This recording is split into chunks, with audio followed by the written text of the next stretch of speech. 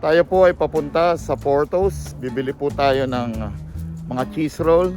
Ito pong Portos na ito na nasa Downey, California ay maglalakbay ng 7,000 milya papunta po sa Pilipinas. Kaya ito po ang simula ng kanyang paglalakbay.